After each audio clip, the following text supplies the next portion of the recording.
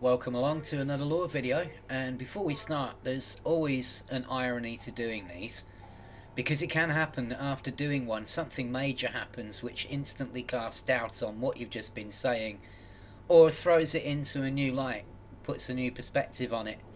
And after posting the last video, that's exactly what happened. In the last one I talked about the common theory that D2 and the first apostle of the true chapters of the Far God cult, God, I'm glad I don't have to say that too often, were one and the same. And the very next day, the Galnet reports something happening that throws that whole idea into question. So the 3-day conference held this week by Professor Albert Esro to talk about how they would reform Aegis and what their aims would be began well. Questions about the Bauman reports and all the criticisms were addressed head on, and we had logs by a popular content provider, which we covered in the last video, the Joy Sen interviews with the Stargoid Advocacy Project. On the first day of the conference, Tesro confirmed she had no connection with the project, and nor did any ex-Aegis personnel, but she did share their view that communication with the Stargoids should be the priority, and what she would be focusing on if Aegis was ever reformed. So far so good.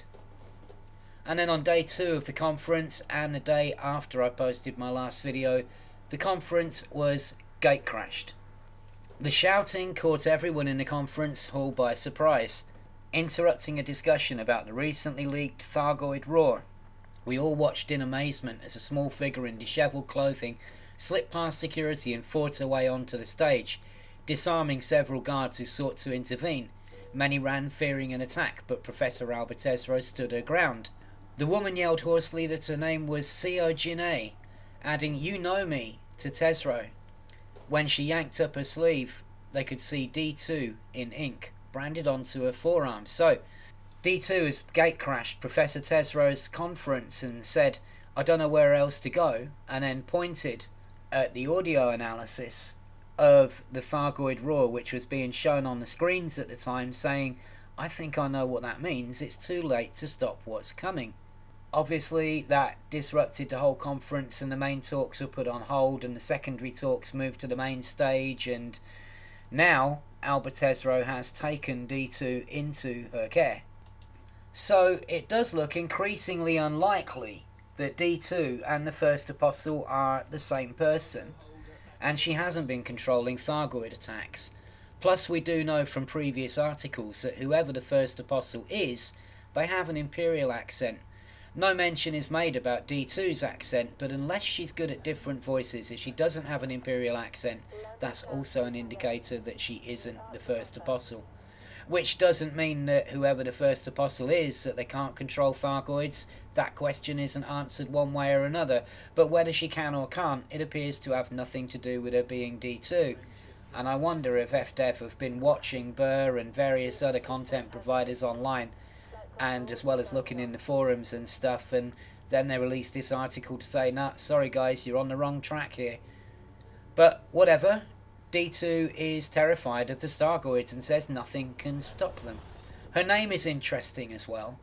Does it provide a clue to where the narrative is going?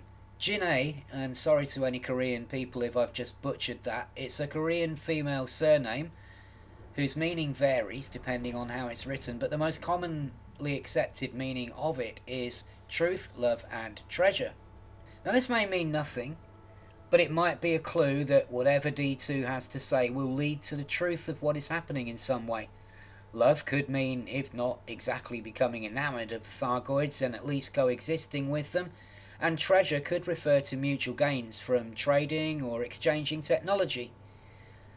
I'm probably just overreading and philosophising about the name, but if it does turn out to be a subtle clue by FDev that D2 will be how we find out the truth about what's going on, you heard it here first.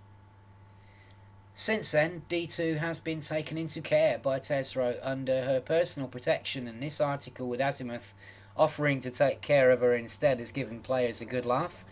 Azimuth are now pretending that Salvation kept his operations from them and they knew nothing about what he was doing, which apparently includes reforming the entire company in secret and keeping it secret for decades, and say they are eager to make amends for everything he did. Our boss, you say? What's his name now? Salvation? No, mate, don't know him. Never met him, honest. Nobody's buying this for a second, of course. And the general opinion is that D2 would be crazy to trust Azimuth again, even at gunpoint. Also, Azimuth seems very sure it could do such a better job than Aegis, but how would they even know? We haven't seen what Aegis could achieve if they were free of other people's agendas and allowed to do their own thing, and had enough support and funding for that to happen. And as for Azimuth's own track record, well, enough said, right? So it does feel a bit rich of Azimuth to try it on with the old, why trust one group and not another? Because the other one didn't do what you did, that's why. So the feds won against the Far God cult, and they've now arrested them and impounded the megaship Dedicant, which was being prepared for them by the Worker Free faction who were defeated. The two remaining Far God megaships have now jumped away to escape federal persecution. And also the new partnership between the Alliance and Sirius finally gets a chance to show what it can do with their newly built megaships as they come under attack. We might not know where the narrative is going, but we're now getting a feel for how the narrative is going. So, first of all, we had the political reactions of the three superpowers with Ashling's charity driving the Empire, the Feds versus the Far God, and the Alliance building megaships with Sirius. And now with the Stargoid attacks, we've had the Feds attacked already, the Alliance coming under fire now, and so you'd be forgiven for thinking the Empire will be next. Are the Stargoids now aware of human politics, or at least the big three political boundaries? Or is it just that they've taken notice, perhaps, of the difference in the most commonly used ships, and realised the division that way? However they're doing it, they seem to be testing the strength of each superpower in turn. And this obviously feeds into the theory discussed in the last video about the Stargoids now using what we would see as very different behaviour to before, and employing what we, by analogy, would call tactics. Have they learned this, or is there still mileage in the thought that they're getting human help? Possibly from the first apostle, who may be able to tap into their network like D2 can, but with more skill and control, and considerably less fear. One thing I find ironic is that a few years ago, all the analysis was saying that megaships were not well suited for fighting Stargoids, and now we've got two of the superpowers relying on megaships as the core of their defence. So the megaships have improved a bit. Mention has been made of resistance to shutdown fields, improved weapons and the like. But for me, these megaships, no matter how improved, give me absolutely no confidence at all in the superpowers' ability to defend themselves, and especially against the Stargoids. If they are some new Stargoid ship, my feeling is that these shiny new megaships will be as useful as a waterproof teabag. And I have to wonder if the superpowers are being written this dumb deliberately, this unprepared. And that brings us to the big news, because on Friday night, 2 more Stargoids were spotted, so now we have 5 Stargoids headed our way. The Canon spreadsheet and the map have been updated as of Friday night, and links are below in the video description. Whatever they are expected to arrive in November when the next update drops, and we've been told that a new thread of the narrative will begin as well. Are these 5 the only ones coming, or will we see more between now and the update? FDev have done a great job to build up the tension. These things are headed for us. What are they? What are their intentions? Are we really helpless as D2 says, or will she be the key to learning more about them? It's a lot of expectation to build up, so we're all hoping they can stick the landing when these things arrive. Thanks for watching.